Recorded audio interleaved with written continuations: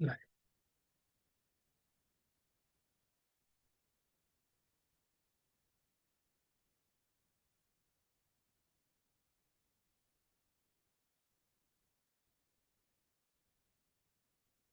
Hello, everybody.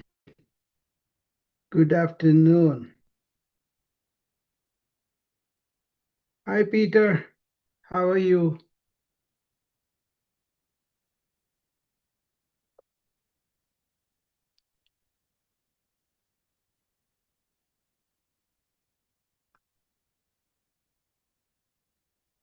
Okay. I'm now live on all the channels. I'm experimenting something, but actually, I have got a very good topic today. What is an enhanced human being? A human being that is really um, full bloom like a garden, right? Uh, so once we have that, then we know how we really enhance ourselves, right? So that is something that you want to understand and then be there with that, right? So uh, it's a question of understanding that and then being in that, okay? So, uh, so what is a human enhancement? Enhancement, human enhancement. Okay, so like it's not about becoming superhuman or chasing an impossible ideal. It's about coherence, the quiet harmony that emerges when body, mind, and heart and awareness tune to one rhythm. Everything is unified. You know, when you have that, that is enhancement. It's not a hero in costume. It's a human in alignment, present, grounded, and whole. Enhancement means living from your full capacity, not from survival mode or scattered attention. This is about awakening what is already installed within you: vitality, clarity, emotional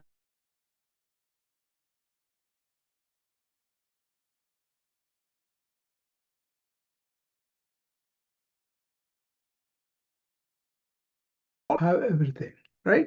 So that's what you want to understand in this.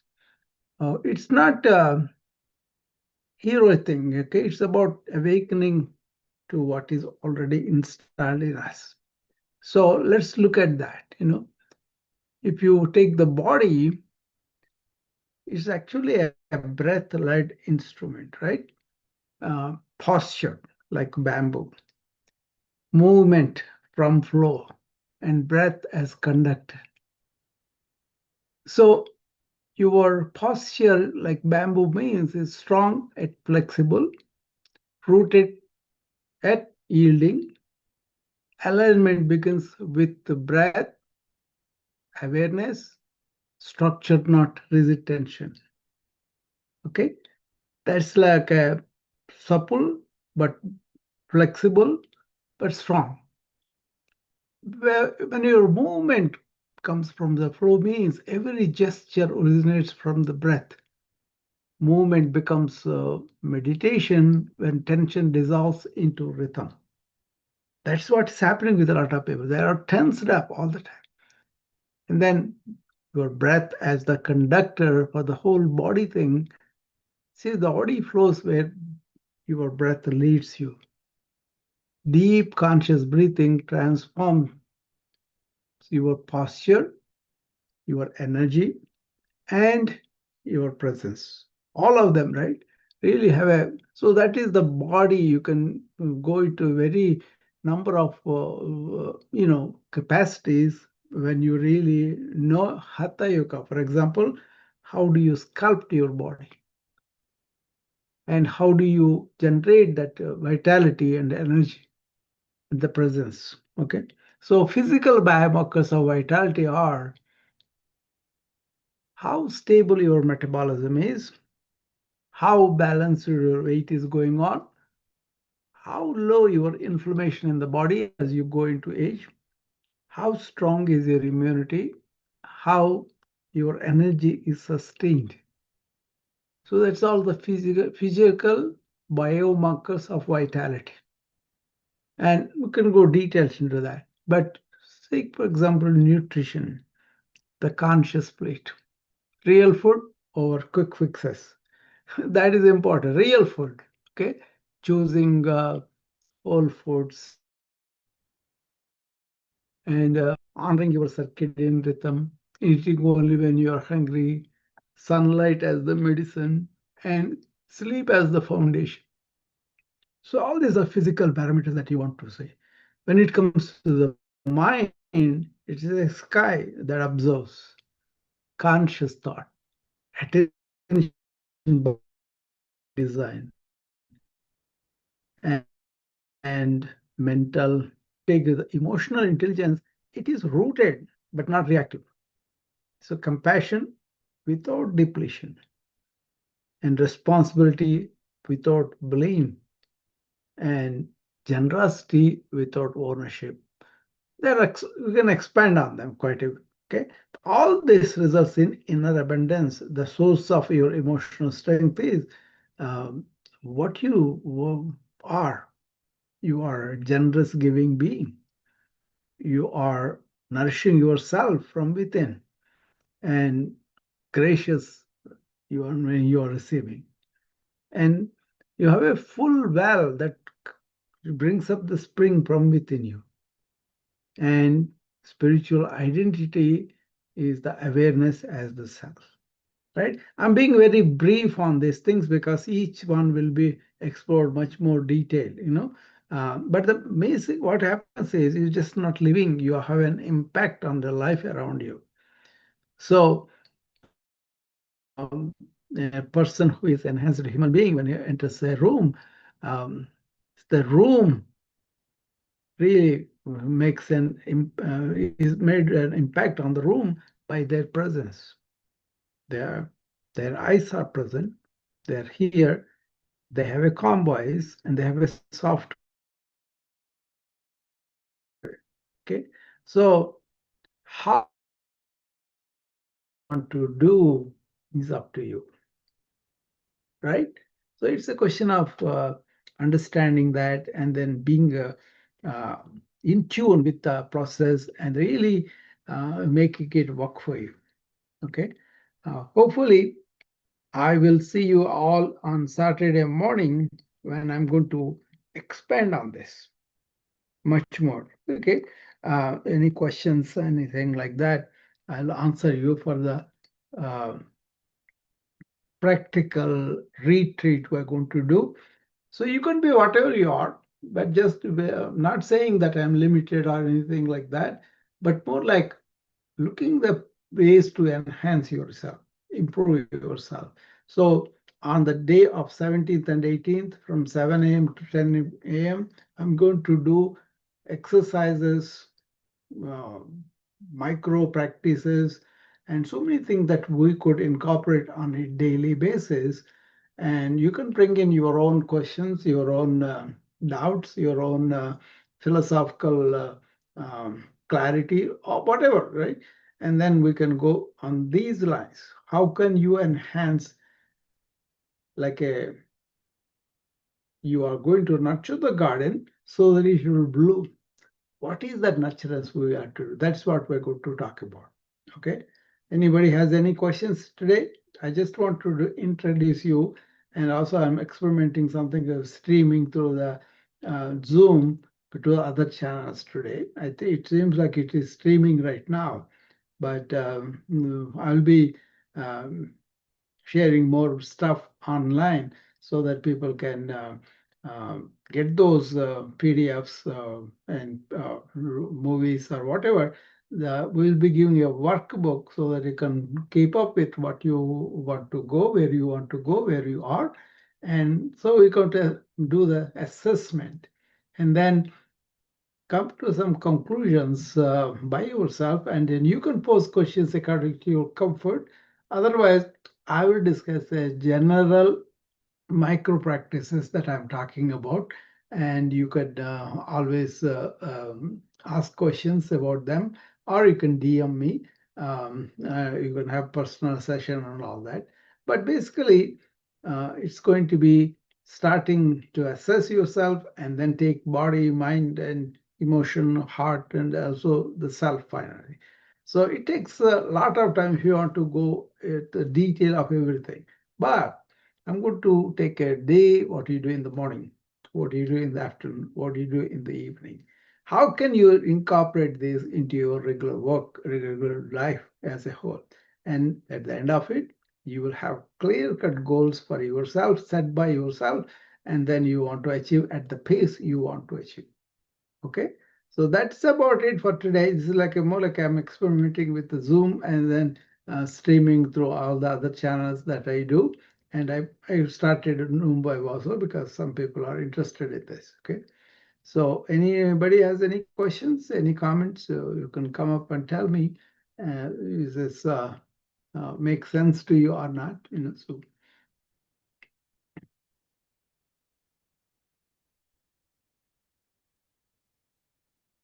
I'm going to do this Saturday morning at 9 o'clock, like I usually do my satsang. I'm going to go into the retreat in more detail and explain to you what I plan to achieve in those 2 days in terms of what I want to present, how I want to really engage people in their own transformation, and don't expect to come out of it right away, but expect to have an insight into your own life, your own body, your own mind, your own emotional, everything. And then out of that, you could come out with some way of paths. And it's not just a resolution and you go to do it. It's not that. It's about forming a real good pathway to enhance yourself in so many ways from where you are to where you want to go. You don't have to be in a hurry. You don't have to be comparing yourself. It's like just knowing these potentialities are existing and I could. For example, if I say you can be in the flow and work so that you enjoy the work and you don't feel like you have worked and you don't have the stress, strain, and all the energy expenditure. Okay. So how do you go into that? That's something very important for all of us, right? For example, if I say, oh, how can you keep your mind kind of emptied out in the morning, in the evening? How can you do that? And if you are not doing it, what is going on? Why you are not able to do that? Suppose you want to improve your quality of your appetite. What do you do? Which one you want to consume? Things like that. So the practices that ancient yogis, rishis, and other people did to keep their body in tip-top shape, not in any illness, and to keep their energy really flowing well, and also really enjoying their job here, and then really giving out a lot of wisdom to people. So all those things are there, and actually I experienced those things in my life, not stating we are superhuman or anything like that. As human being, you can be all that. So some of the conditioning that our culture gives us is not really needed anymore. And we are sleeping on that, thinking everything old is bad, everything is new is good. But then we don't even see what's the technology has an effect on us. So I'm going to discuss a variety of things, and I plan to do these retreats probably every 3 months, once a weekend, so people can continue that if they wish. If they accomplish everything that they want to, that's fine. But then what I discovered was the more we go inward, the more we pay attention to our instruments and our life, the more we discover that we know very little, and then we want to go more. And the thing is, it's not like a exhaustible thing. It's more like a adventure, discovering our inner recesses, our inner corners, and all that. Okay. So, anybody has any experience like that, that you have an adventure on your own inner growth and you want to improve more on that because you are discovering these are very, very beautiful aspects of being a human being. Okay, so remember that this retreat is more like a fun adventure and also discovering new micro practices that you could incorporate in your daily life. And you'll be thankful that you did it. Okay. One micro practice I always talk about is stop every 1 hour while you are at work, 1 minute, and do the deep breathing I always tell you to do and see the effect of it when you do that kind of, you know, sincerely, if not every hour, maybe several times a day. Okay. Whenever you remember or whenever you are exhausted, just stop there and then focus on your breath, bring your mind to be here and now, and take deep breath so the abdominal wall raises when you take the deep breath in and hold it for a while and breathe out. Do that like a 10 to 15 times. That will be good each time you do it. You will reset your system, you will come back to the present, you will focus better, and your energy is revamped. Okay, do that sincerely, no matter what you are doing. Just do that sincerely and then see. Suppose you are busy thinking about something, doing something, fine. But the end of that mission or whatever project you have, take a break, come back to the presence, come back to the this moment, and make sure you are breathing deep in and out, and see how vital energy comes into you. Okay, things like that. I want to give you very practical micro practices that you can incorporate so that your garden blooms in full bloom. Okay, so anybody who wants to come up and ask me anything next minute or two? Otherwise, I will close it for now, and I'll see you back again Saturday morning at 9 a.m. Okay, thank you.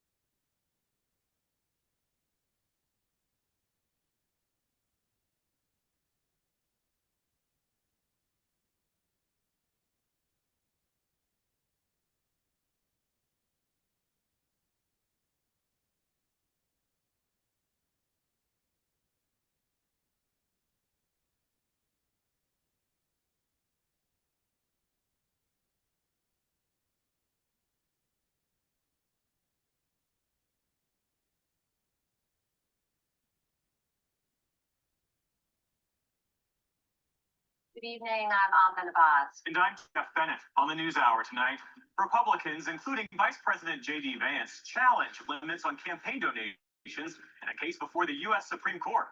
Congresswoman Marjorie Taylor Greene, once a fierce ally of President Trump, speaks out as she prepares to leave Congress.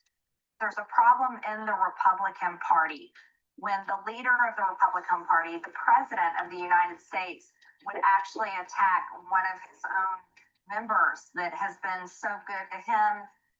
And we explore the economic and security concerns surrounding the Trump administration's decision to sell advanced artificial intelligence chips to China.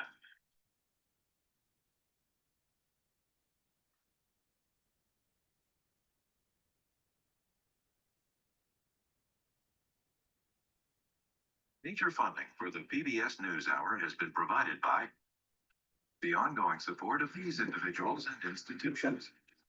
It's the NewsHour, including Kathy and Paul Anderson and Camilla and George Smith.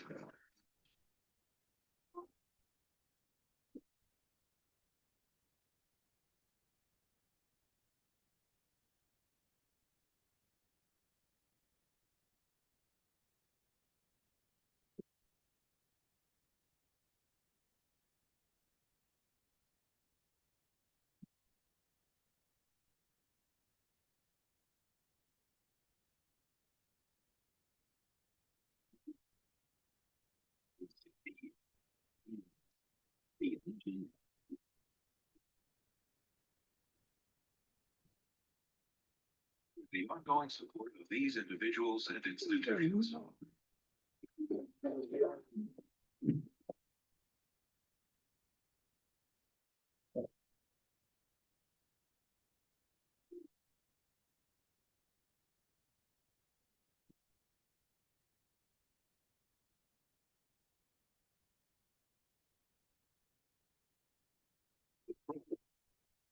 Contributions to your PBS station from viewers like you. Thank you. Welcome to the News Hour. With less than a year until the 2026 midterm elections, it's already expected to be one of the most expensive campaigns in history. And how that money is being spent could be changing. At the Supreme Court today, major arguments that could reshape campaign finance laws. Our Lisa Desjardins is more on the Republican push to remove key spending limits.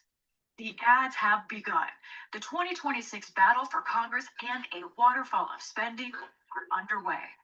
Carolina doesn't need another career politician. John Husted supported the tariffs that are jacking up prices. Life in Maine, the way it should be, is harder, thanks to Janet Mills. And all of that could be significantly affected by the nation's highest court. The case filed in 2022 by the Republican House and Senate campaign committees, as well as then Senate candidate J.D. Vance, sues the Federal Election Commission over current law.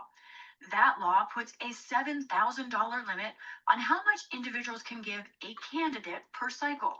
But individuals can donate more than $1 million to political parties. So the law separates the two. Parties are limited in how much they can spend directly with the candidates. Those are called coordinated expenses. Republicans want to remove those limits and be able to send more money to candidates. Doing so would change decades of campaign law. So all of these limits, all of these rules, they're all about preventing corruption. Adav Nodi is the exec director of the Campaign Legal Center and a former lawyer at the FEC. He says these limits were put in place after the Nixon Watergate scandal, which exposed large secret donations. There was a widespread bipartisan understanding that while some amount of money is needed to run elections and campaigns, it is best if that be limited, that no undue amount of it come from any one source, and then it be fully disclosed to the public. This century, the Supreme Court has overturned some limits, including in the Citizens United case, removing caps for donating to super PACs and ruling they violated free speech. That argument is central today. If you're telling someone they can't pay any money to help broadcast their speech, that's the same thing as limiting their speech. Carrie Severino is president of JCN, a conservative legal group which supports removing these limits. She also argues the limits create a convoluted system, parties and candidates with the same goals, but which can't work together. We want Americans to have information about their candidates, and forcing that information to be incredibly costly by having all of these extra limits and tying the hands of the political parties who are trying to communicate with voters isn't a good way to do that. But Democrats see other motives. It's just that the Republican Party doesn't believe in campaign finance reform, and they don't want these particular limits in place. Mark Elias is an elections attorney representing the Democratic Party before the Supreme Court. He sees corruption risk. If the coordinated party spending limits go away, then now the money that is going into those committees in these hundreds of thousands of dollar checks or $1 billion checks can now be spent on an unlimited basis to benefit a particular candidate. And that opens up a risk of quid pro quo corruption, bribery. That is exactly why the Supreme Court has upheld these kinds of base limits. Hi, Prasad. In today's Hello, sir. Are you in a session? questioned how the I just finished it. about corruption. Okay. Okay. I did miss your call this morning. I was in meetings, related meeting all the way. No, I was talking about enhancement of a human being, which I'm going to do on retreat, right? So I'm doing some experiments, like I wanted to make sure Zoom is connected to all the streams. It seems it is connected, but the Zoom itself is there, but it is so I'm kind of experimenting with that, That way, one Zoom session will be connected to all the channels. I have done, I think, 90% of it. Then we have to see. Okay. Okay. You mean Zoom would relate to YouTube and Yeah, everything. Yeah, that's what I'm doing. is it being ported to Clubhouse also simultaneously? No club. So I don't come to Clubhouse through my channels. I go to Noom Vibe and I go to LinkedIn and others. So okay. So it's been plugged to YouTube also. plugged to Zoom. Zoom. Sorry, Zoom to YouTube and then any other social media. No, it goes to the Zoom, through Zoom, several channels, whatever I choose. Sometimes I may choose Instagram, sometimes like that. Okay. But he remains on lockdown. Governor. So I'm trying to get the landing page, and then that's what I'm looking. They're not. You can. It's not really going there. The Zoom session that we should go, and then we should take it off. I'm telling my wife. See, that's the first time we experimented this. I was able to initiate this one. Actually, this is supposed to be a simple thing, but then I'm supposed to stop it with a Zoom session. It seems it is not stopping, so I have to adjust that. So it's okay. The new thing for us, but we are trying to see what happens with that. Yeah, otherwise also if it is getting complicated to stream it to YouTube. Yeah. The Normally I open the YouTube also within, but then through Zoom so that I can share some things. Okay. Yeah, there it is. See,